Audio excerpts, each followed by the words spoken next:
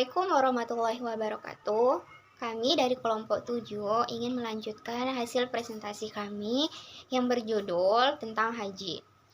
Presentasi sebelumnya kami sudah membahas tentang yang pertama itu pengertian dan landasan hukum haji, yang kedua itu syarat wajib haji, yang ketiga mikot.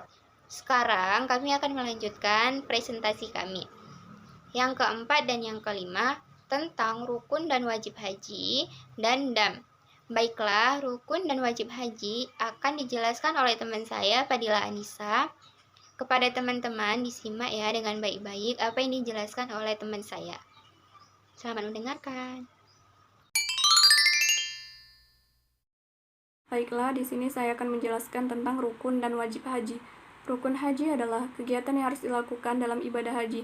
Jika salah satu rukun ada yang tidak dilakukan, maka hajinya tidak sah.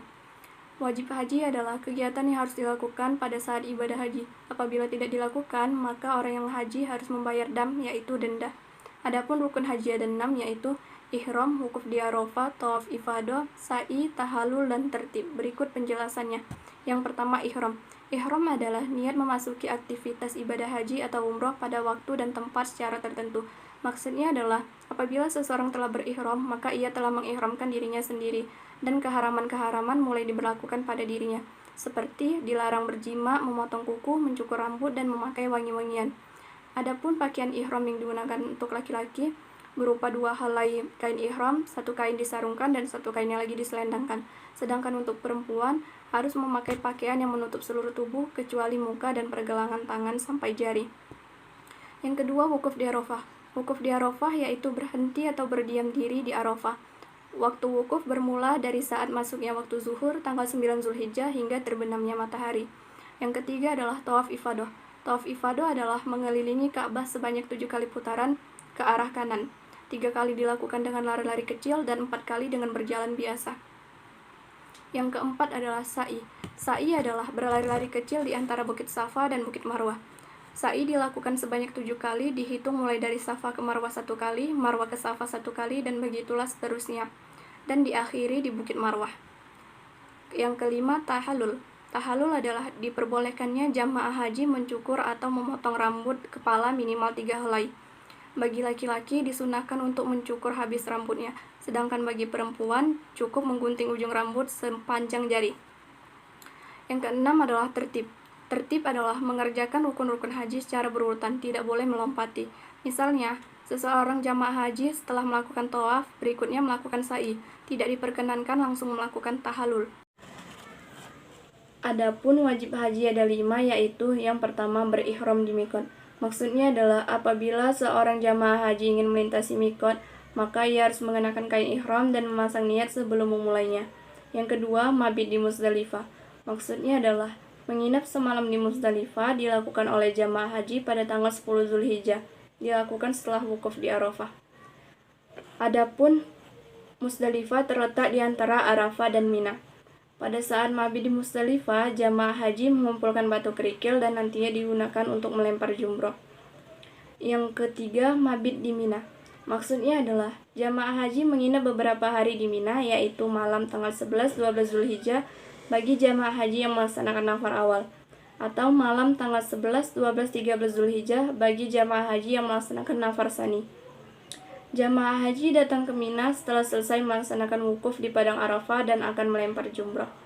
Adapun lokasi untuk melempar jumroh ada 3, yaitu jumroh Aqobah, Wusta, dan Ula. Yang keempat, melempar jumroh.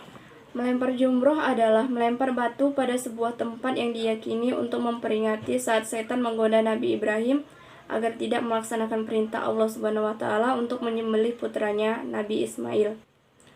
Adapun tanggal 10 Zulhijjah melontar jumroh Aqobah dengan 7 butir kerikil, dan pada hari tasyrik yaitu 11, 12, 13 Zulhijjah melontar ketiga jumroh.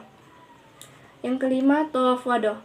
Tawaf wadah adalah tawaf perpisahan sebelum meninggalkan kota Mekah sebagai suatu penghormatan dan memuliakan Baitullah. Untuk melakukan tawaf wadah harus memenuhi syarat, yaitu suci dari hadas dan najis, melakukan tawaf dengan menutup aurat, dimulai dari tempat yang sejajar dengan Hajar Aswad, melakukan tawaf dengan berputar sebanyak 7 kali mengelilingi Ka'bah, berputar dengan posisi Ka'bah di kiri dan berjalan ke depan, dan yang terakhir dilakukan di dalam Masjidil Haram. Baiklah, terima kasih kepada Fadila Anissa yang telah menjelaskan apa itu rukun haji dan wajib haji. Baiklah, di sini saya akan menjelaskan tentang dam. Dam secara bahasa adalah darah atau mengalir darah menyembelih hewan ternak. Sedangkan secara istilah, dam adalah denda atau tembusan bagi mereka yang menunaikan haji atau umroh yang melakukan pelanggaran pada peraturan yang ditetapkan. Apa penyebab terjadinya denda atau dam? Yang pertama itu meninggalkan hal yang diperintahkan secara sengaja. Yang kedua, melakukan hal yang dilarang dalam ihram. Yang ketiga itu mengalami kendala saat perjalanan menuju Mekah karena sakit keras dan lain-lain. Dam harus dilakukan dengan menyembelih hewan ternak, tetapi bisa dengan membayar fidyah atau dengan puasa, memberi makan fakir miskin, dan bersedekah. Contohnya, melakukan larangan-larangan ihram tidak dapat menyempurnakan wajib haji, maka dia harus membayar denda atau dam. Jadi cukup sekian penjelasan dari saya, semoga dapat diterima dan jangan lupa didengarkan ya teman-teman. Cukup sekian hasil dari presentasi kelompok 7, lebih dan kurangnya kami mohon maaf.